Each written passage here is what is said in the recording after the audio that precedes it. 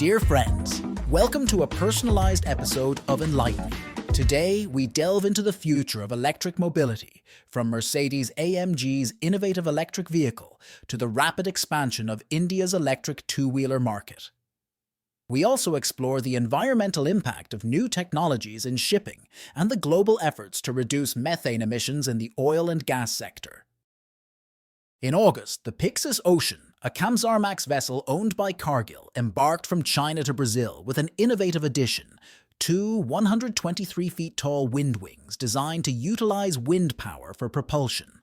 After a 6-week initial voyage and subsequent trips, Cargill reported the WindWings helped save an average of 3.3 tons of fuel daily, with savings over 12 tons in optimal conditions, cutting greenhouse gas emissions by 14% on average and up to 37% at best.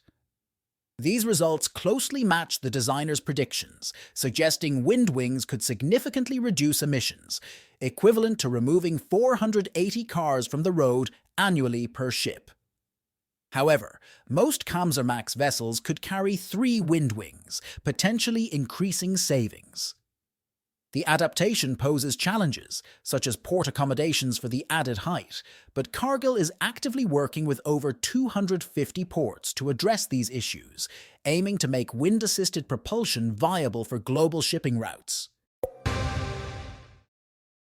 A recent study highlighted by Canary Media using Bloomberg data reveals EVs are cleaner than internal combustion engine ICE vehicles over their lifetimes in countries like China, Germany, Japan, the UK, and the United States. Remarkably, US ICE vehicles emit significantly more due to larger vehicle sizes and higher speeds. Despite China leading in battery cell production for affordable EVs, its heavy reliance on coal and weaker environmental protections result in the highest lifetime carbon footprint for Chinese BEVs. However, EVs in China are still cleaner than the UK's cleanest ICE vehicles. The study underscores that as countries shift towards cleaner energy sources like solar and wind, the environmental impact of EVs will continue to decrease. Meanwhile, ICE vehicles see limited improvements in emissions due to inherent inefficiencies. The evolving power grid promises to reduce not only the operational impact of EVs, but also the environmental costs of their manufacturing and mining processes. For now, let's focus on methane emission strategies. CleanTechnica reveals the United States leads in global methane emissions from the oil and gas sector, countering the image of natural gas as a cleaner bridge fuel. In 2021, the US produced 50% more oil than Saudi Arabia, feeding the nation's demand for fuel in large vehicles. Unlike Norway, which almost eliminates methane leakage, the US has historically ignored methane emissions. These emissions are significant, with about 13.5 million tons annually, equating to a substantial percentage of global carbon dioxide emissions. Moreover, the International Council on Clean Transportation's fumes study on maritime engines found that burning natural gas in ships could be worse for global warming than burning very low sulfur fuel oil, due to high rates of methane slipping into the atmosphere. Additionally, the oil and gas industry's practices of venting and flaring methane are criticized for being ineffective and environmentally harmful. The EU-Canada Dialogue on the Oil and Gas Methane Partnership 2.0 aims to reduce methane emissions through accurate reporting and mitigation efforts, but current tracking shows a disparity between reported and actual emissions, highlighting the need for improved monitoring and transparency in the industry. And now, pivot our discussion towards automotive news.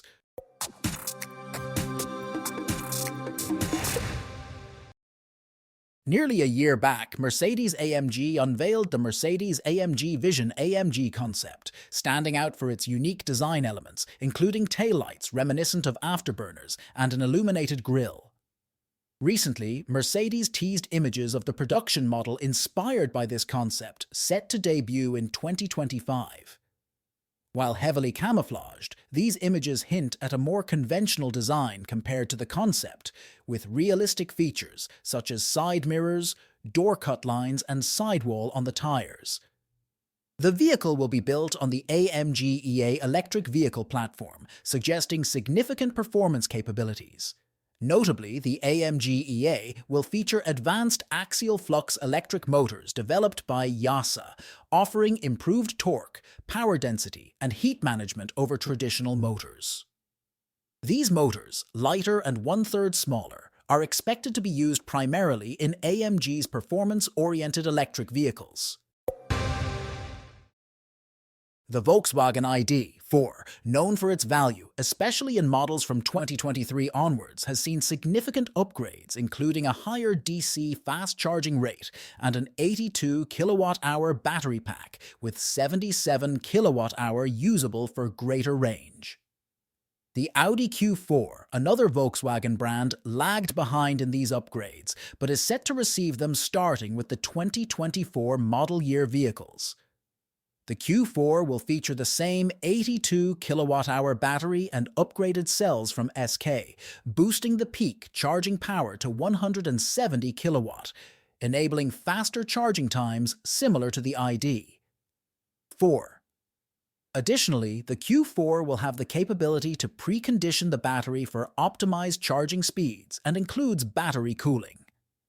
Audi also enhanced the Q4 with an updated rear motor, increasing maximum power to 335 GP for better range and power, alongside reworked engineering for improved thermal management and a shorter acceleration time from 0 to 60. The 2024 Audi Q4 models, including the e-tron and Sportback, will come with Quattro all-wheel drive and a new 21-wheel package for enhanced performance and grip, maintaining Audi's reputation for superior handling and stability compared to Volkswagen models. Join us as we explore India's electric revolution. India's electric two-wheeler market has seen a notable surge in startups, growing from 54 in 2021 to over 150, propelled by government incentives aimed at promoting clean vehicles and reducing oil imports. This influx has sparked heightened competition in a market expected to expand significantly, with sales projections of 15–20 million units annually over the next decade. The government's push for electric vehicle penetration by 2030 and net zero emissions by 2070 includes subsidies under the FAME2 scheme, extended to 2024 despite subsidy reductions in mid-2023.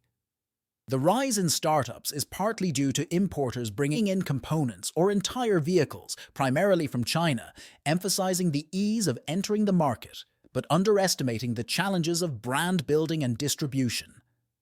Established automotive firms have received production-linked incentives favoring domestic manufacturing, posing a potential cost advantage over startups, few of which qualified for these incentives.